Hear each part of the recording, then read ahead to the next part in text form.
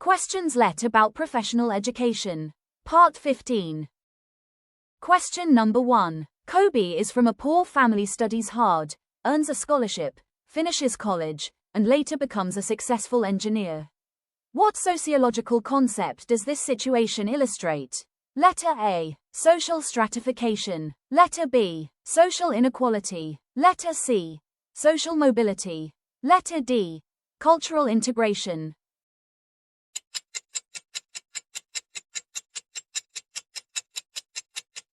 The correct answer is letter C. Social mobility. Kobe's situation shows a change in his social status.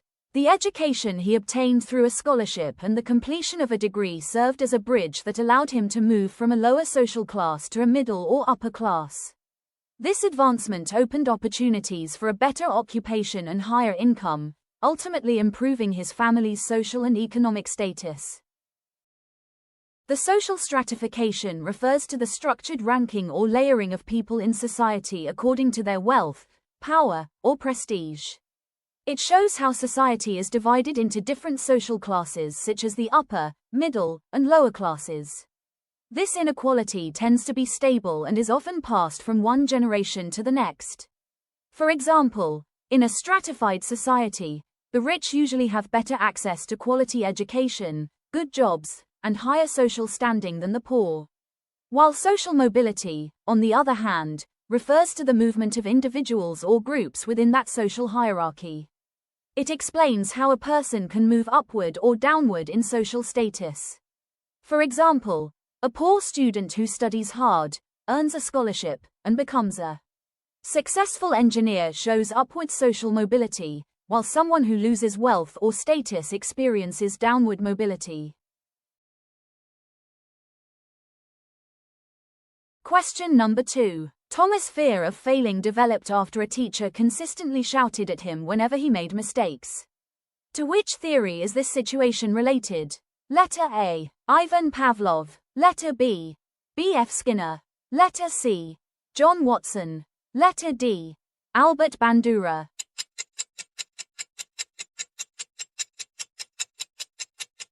The correct letter is C. John Watson. In the case of Thomas, the teacher's constant shouting serves as an unconditioned stimulus, and student mistakes, which were initially a neutral stimulus, became associated with the teacher's shouting. Over time, Thomas' mistakes turned into a conditioned stimulus, which became a conditioned response, which is an emotional response, specifically, a fear of failing. This reflects to John B. Watson's behaviorism, which states that human behaviors and emotions, such as fear, can be learned through association. Watson's idea was proven in his Little Albert experiment, where a child learned to fear a white rat after it was paired with a loud noise. Unlike Ivan Pavlov, who studied dogs to explain classical conditioning in animals, Watson applied it to humans, showing that behavior is learned from experience and environment, not inherited.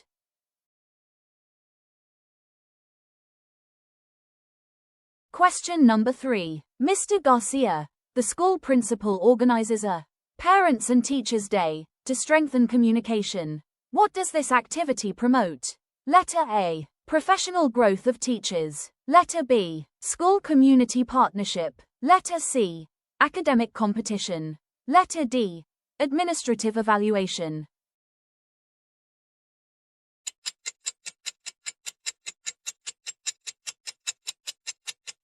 The correct answer is letter B. School and community partnership. It is the collaboration between the school, parents, and the community to support students' overall development. Activities like Parents and Teachers Day strengthen this partnership by building communication, shared goals, and teamwork between home and school. That will create a united and effective educational community. Question number 4. During group work, some students begin talking loudly and disturbing others. The teacher walks over and calmly says, "Please lower your voices and focus on your task." What type of classroom discipline is the teacher using? Letter A. Remedial discipline. Letter B. Preventive discipline. Letter C. Punitive discipline. Letter D. Corrective discipline.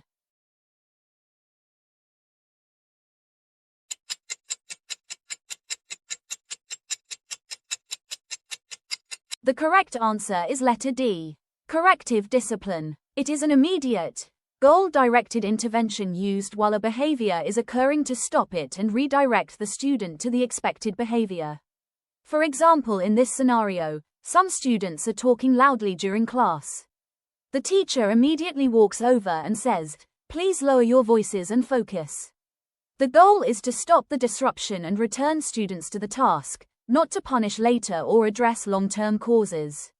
The proximity control is one form of corrective discipline, where the teacher uses their physical presence to manage behavior effectively. The corrective discipline is to fixes misbehavior as it happens. The preventive discipline is to stops misbehavior before it happens. For example, the teacher reminds students of the rules before starting the class. The punitive discipline is to punishes misbehavior after it happens.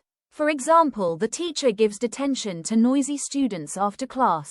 And lastly is the remedial discipline, which helps students improve after repeated misbehavior. For example, the teacher schedules a counseling session for students with repeated behavior problems.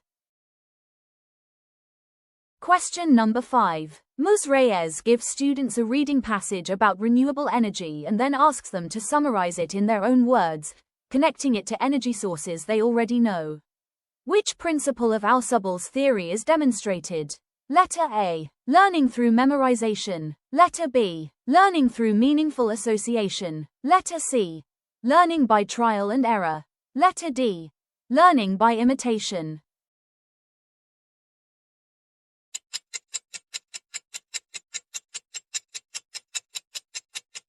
The correct answer is letter B. Learning through meaningful association. Ms. Reyes introduced her students to renewable energy by giving them a reading passage. She asked them to think about energy sources they already knew, like coal and oil.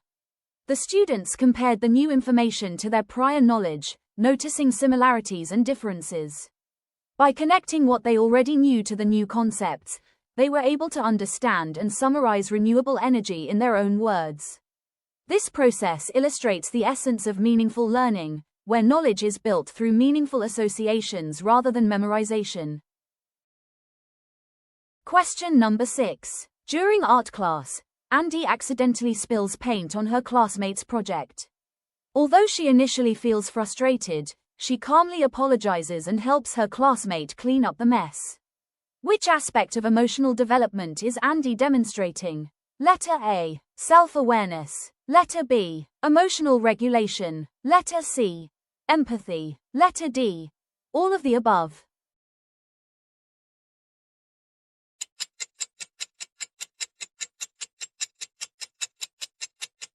The correct answer is letter D.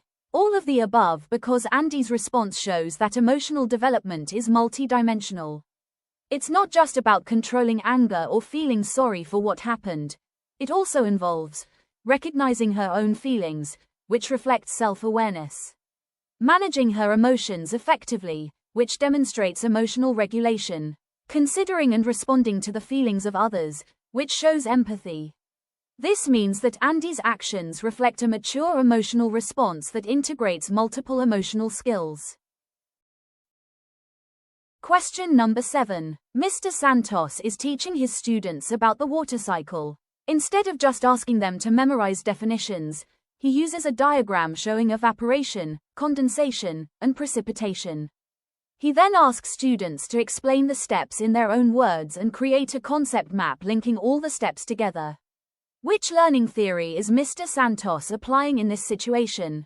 Letter A. Behaviorism. Letter B. Cognitivism. Letter C. Constructivism. Letter D. Humanism.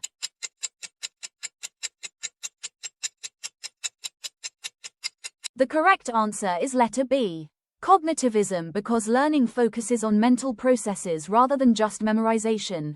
In the scenario, the students interpret the diagram, explain the steps in their own words, and create a concept map, which involves organizing information, understanding relationships, and connecting new knowledge to prior knowledge. This active processing of information is the essence of cognitivism. The cognitivism means the students are actively processing, connecting, and organizing knowledge using the diagram and concept map. The constructivism means the learning occurs through exploration, problem solving, and social interaction. The humanism means the learning emphasizes feelings, values, and interests. The behaviorism means the learning is measured by observable actions. Question number 8. Which theory explains a student's stress when the teacher's expectations at school conflict with the family's beliefs at home, showing an interaction between the home and school environments influenced by cultural values? Letter A. Bronfenbrenner's ecological systems theory. Letter B. Erikson's psychosocial theory. Letter C. Maslow's hierarchy of needs. Letter D. Freud's psychosexual theory.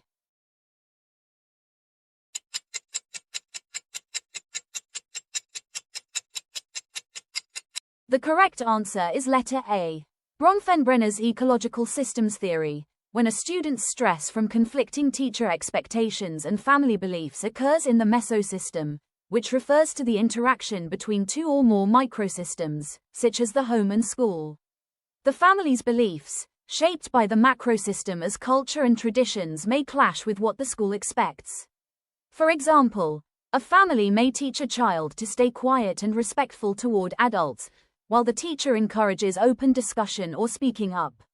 This difference causes confusion and stress for the student, showing how the mesosystem creates tension between home and school, while the macrosystem explains the cultural roots of the family's beliefs.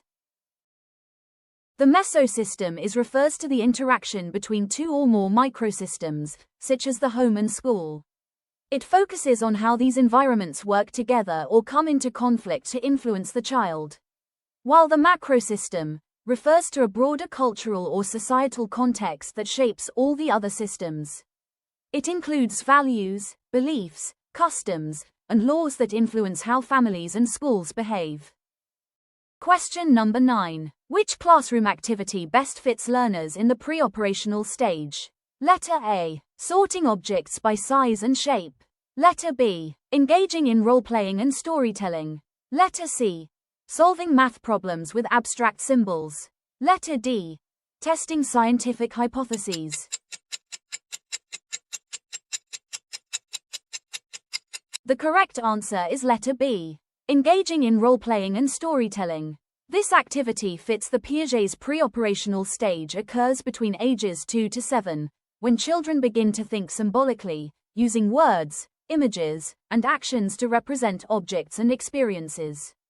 Symbolic play best illustrates this ability. For example, a stick becomes a sword, a block becomes a phone, or a child pretends to be a mother, teacher, and doctor.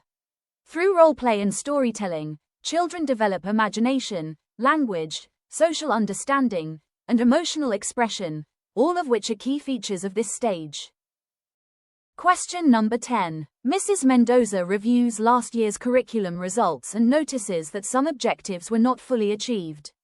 She revises the objectives, modifies learning activities, and realigns the evaluation tools before starting a new school year. Which curriculum model does this reflect? Letter A. Tyler's linear model. Letter B. Taber's inductive model. Letter C. Wheeler's cyclical model. Letter D. Saylor and Alexander's administrative model.